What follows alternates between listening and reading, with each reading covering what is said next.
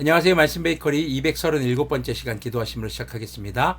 거룩하신 주님 감사합니다. 주님의 말씀을 묵상합니다. 성령님께서 말씀에 조명이 되어 주시옵소서. 우리 주 예수 그리스도님의 이름으로 기도합니다. 아멘. 네, 오늘 보실 말씀은 시편 14편 1절에서 7절까지의 말씀입니다. 어리석은 사람은 마음속으로 하나님이 없다 하는구나. 그들은 한결같이 썩어서 더러우니 바른 일을 하는 사람이 아무도 없구나. 주님께서는 하늘에서 사람을 굽어보시면서 지혜로운 사람이 있는지 하나님을 찾는 사람이 있는지를 살펴보신다. 너희 모두는 다른 길로 빗나가서 하나같이 썩었으며 착한 일을 하는 사람이 하나도 없구나. 죄악을 행하는 자는 다 무지한 자냐? 그들이 밥 먹듯이 내 백성을 먹으면서 나 주님을 부르짖지 않는구나. 하나님이 의인의 편이시니 행악자가 크게 두려워한다. 자, 이 시편 14편의 내용은 사실 53편에도 동일하게 등장하는 내용입니다. 그런데 이 내용은 이제 로마서 3장에서도 인용이 되는 그런 시편의 내용입니다. 자, 이렇게 왜 동일한 내용이 시편에 두 번이 나오는지 정확하게 우리는 알 수 없습니다. 그런데 아마 그 당시 사람들에게 많이 불려졌거나 또 많이 사람들이 이 시편을 좋아했었다, 아니면 이 시편이 중요했었다라는 것을 우리는 추측해 볼 수가 있습니다. 자, 먼저 오늘 말씀을 보면은 지혜로운 사람이 하나도 없다, 착한 일을 하는 사람이 하나도 없다라고 주님께서는 3절에서 지금 말하고 있습니다. 자, 여기서 말하는 어리석은 자는요, 지적 능력이 이렇게 결여된 사람이 아니라 하나님을 인정하지 않는 그런 사람을 말합니다. 지적 능력이 출중하더라도 하나님을 인정하지 않는다면 결국 어리석은 자가 되고 마는 것이죠. 자, 인간의 관점에서 부유하거나 유명해지거나 다른 사람들의 부러움을 사는 삶이 지혜로운 삶처럼 그렇게 보일지 모릅니다. 그런데 시편 이 14편의 기자는 인간을 창조하시고 또 그 인간의 행위를 그 중심까지 잘 아시는 하나님에 의해서 바로 지혜로운 자냐 어리석은 자냐가 결정된다는 것을 이야기하고 있습니다. 그리고 하나님께서는 이 땅에 의인이 없는 것을 안타까워하시는 것이 아니라 어리석은 자들이 하나님의 백성들을 억압하는 것에 대해서 안타까워하십니다. 자, 이렇게 1절에서 5절까지는 하나님을 경배하지 않는 어리석은 자들을 악한 자로 보면서 그들에 대한 이야기를 언급하고 있습니다. 자, 6절 7절을 보면은요, 행악자는 가난한 사람의 계획을 늘 좌절시키지만 주님은 가난한 사람을 보호하신다.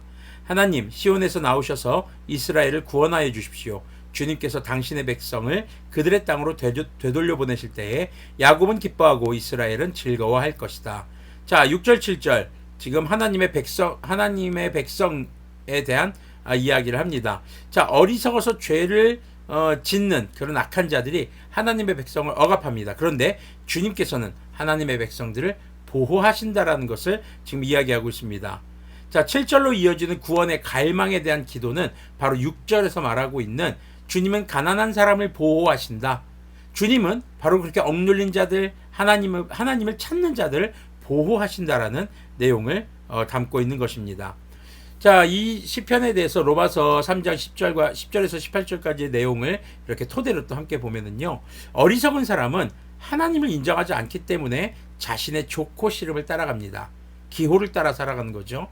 즉 자신의 이익을 위해서 살아가고 이것이 곧 악한 행실로 이어져 그들이 죄를 짓는 행위로 이어지는 것입니다. 자, 그런 그들에게는 지혜, 사랑, 도덕성, 통찰력 등의 요소들이 부족하거나 결핍되어 있죠. 그런데 하나님을 인정하고 그 말씀을 따라 살아가는 사람은 자신이 어리석은 자이며 죄인인 것을 깨닫고 인정하게 됩니다. 진짜 어리석은 자들은 자기가 죄인이라는 것과 자신이 어리석다라는 것을 인정하지 않는다라는 겁니다. 자, 그래서 자신이 어리석고 죄인인 것을 인정하는 사람들, 여기서부터 이제 회개가 시작되죠. 자기가 뭐 잘못한 걸 알지도 못하고 인정도 안 하는데 어떻게 용서해달라고 할 수 있겠습니까? 자, 그 깨달음으로부터, 내가 어리석고 죄인이라는 깨달음으로부터 회개가 시작이 됩니다. 어리석기 때문에 주님의 지혜를 의지하고 또 죄인이기 때문에 의로우신 주님께 구원을 갈망하게 되는 것이죠. 자, 성육하신 말씀이신 우리 주 예수님이 바로 주님의 사랑과 지혜, 그리고 우리를 죄에서 사랑과 지혜를 우리에게 알려주시는 분이시고 우리를 죄에서 구원하시는 분이십니다.